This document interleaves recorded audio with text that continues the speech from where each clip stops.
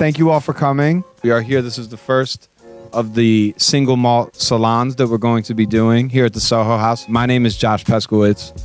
For those of you who I have not met before, I own a store in Los Angeles, which is called Magasin, which means store in French. And we are here to talk about my friend Ryan and his third act. One of the things that we've been talking about in the run-up to doing the Single Malt Salons that we're talking about today is the idea of having a second act, having a third act in life and in business in particular. Ryan is the founder of Greats Brand, which is one of the fastest growing shoe brands in the world. And it's also one of the newest luxury brands that embraced the idea of direct-to-consumer marketing and direct-to-consumer fulfillment in an era when that has become pretty much the only way to do things. So tell me about how you got to that. So we're the first direct-to-consumer sneaker company. But the name itself, Greats, like I had a co-founder at the time, most of you probably know him, John Buscemi. And we were thinking about a name and like what is our design thesis? And it was always rooted in the classics. So we kept going through this naming exercise and like this greatest of all time, greatest silhouettes, like kept like flowing into the naming exercise. And I think we can all agree that there's like 10 of them. You know, like the greatest silhouettes of all time. Yeah, and you launched with like 4 of them. And now we have all of them. You know, when you decided to do this, it was a risk. Huge, all risk, nothing Huge but risk. And that's why I said it was audacious, right? Because it was.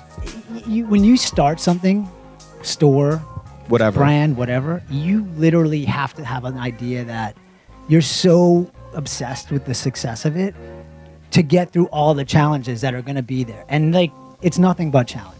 When you decided to do this model and do Greats and do it direct to consumer, you were making assumptions about the way people shop and will shop in the future.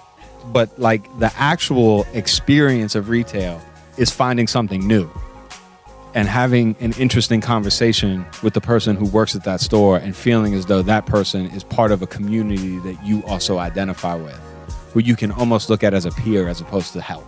Yeah, well, I think you touched on something like scarcity, meaning if you're discovering something in somebody's store, that's a competitive advantage, right? 100%. The world has become homogenized in almost every product. And recently, big organizations tend to get comfortable and then don't react fast enough.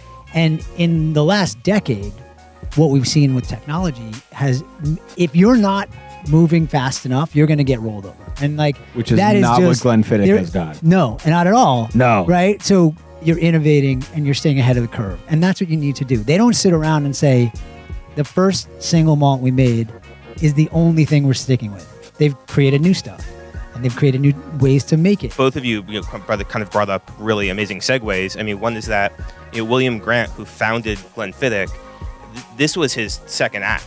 I mean, maybe even his third. He apprenticed as basically a cobbler and then worked for 20 years managing another distillery in his hometown before he went off, in his late 40s to start his own distillery to basically outcompete the ones that were already established in his town.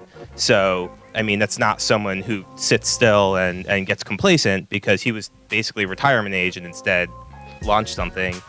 And the whiskey that you have in front of you right now, not the glass that you came in with, but the one sitting on the table, is really, I would say, the latest and most innovative example of that. So that's the Glenfiddich India Pale Ale cask finish.